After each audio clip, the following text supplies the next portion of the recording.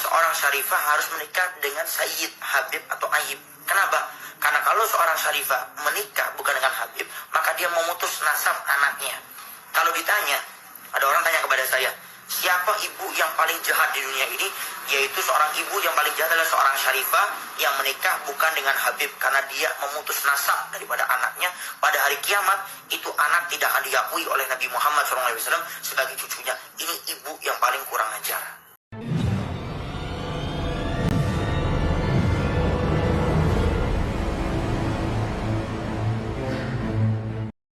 Assalamualaikum warahmatullahi wabarakatuh. Bismillahirrahmanirrahim. Bismillahirrahmanirrahim. La yasuklu khaira illallah. Bismillahirrahmanirrahim. La yasrifu su'a illallah.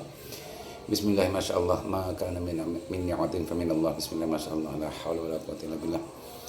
Allahumma shalli wa sallim wa hadin al-fatihi lima ulika wal khatimi lima sabaqa nasil haqqi bil haqq wal hadi ila siratal mustaqim wa ala alihi wasallam azim. Pemirsa, ini ada cuplikan lagi dari salah satu oknum Habib yang doktrinnya sangat luar biasa, menakutkan dan mengerikan sekali ya, terkait dengan urusan syarifah yang menikah dengan bukan Habib, orang biasa. Itu adalah seorang ibu yang paling berdosa di dunia karena telah memutus nasab kepada Rasulullah, dan nanti di kelak katanya di akhirat si ibu ini dan anak itu tidak diakui sebagai cucu Rasulullah. Ini mengerikan sekali menurut saya. Ini salah satu doktrin juga yang penting untuk mendapatkan perhatian serius dari banyak orang.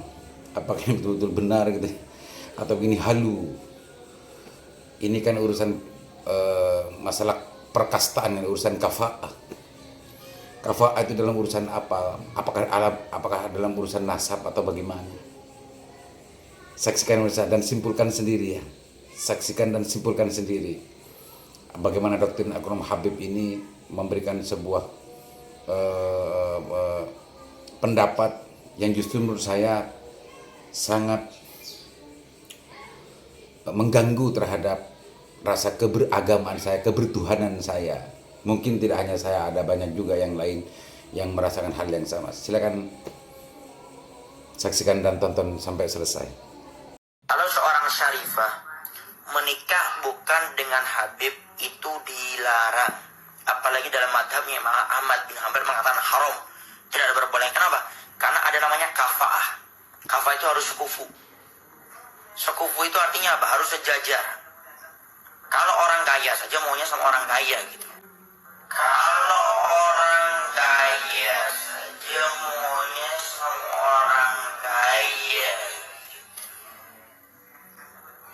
Orang yang soleh maunya sama orang yang soleha. Ini kita tidak bicara masalah itu, kita bicara lebih dari itu, di atas daripada itu. Apa masalah nasab? Atas daripada itu, apa masalah nasab?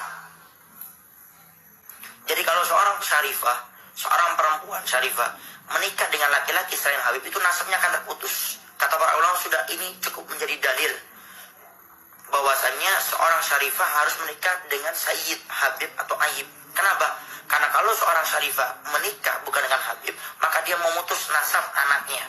Kalau ditanya, ada orang tanya kepada saya, siapa ibu yang paling jahat di dunia ini?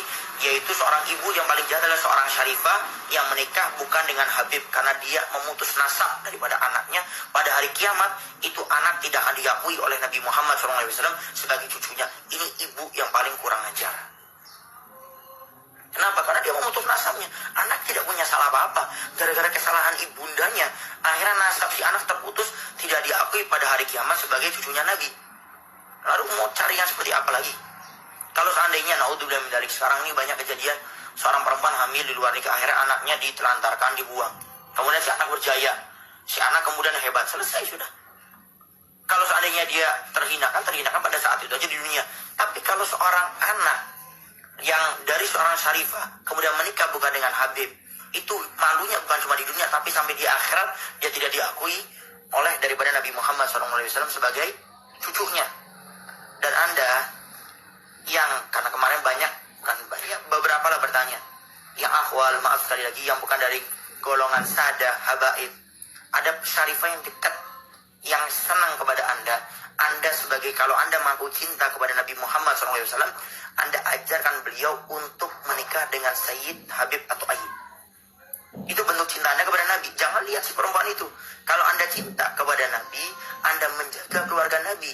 Karena Nabi sudah mengingatkan, Nabi tidak minta apa-apa kepada kita sebagai umatnya, illa mawaddata fi kurba, kecuali kecintaan kita kepada kurba, kepada keluarganya Nabi.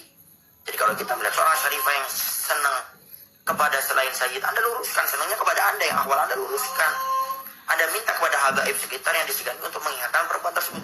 Bukan malah karena Anda sayang, dicintai, itu Anda bukan sayang, tapi Anda menyakiti hati Nabi.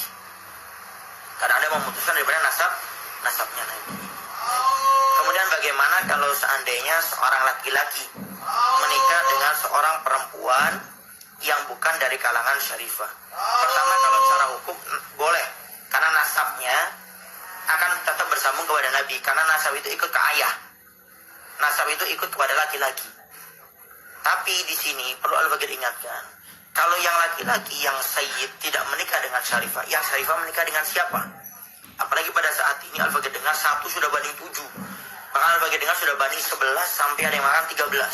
Nah sekarang pertanyaannya, intinya, kalau sudah laki-laki anggap berbanding sampai sekian itu, kemudian yang Habib menikahnya bukan dengan syarifah, yang syarifah nikah dengan siapa? Maka takutlah kepada Allah Subhanahu wa Ta'ala, wahai para sayyid, habaib, kalau Anda tidak menikah dengan syarifah, takutnya Anda akan menjadi sebab menunjukkan satu dosa kepada syarifah. Ini yang ditakutkan.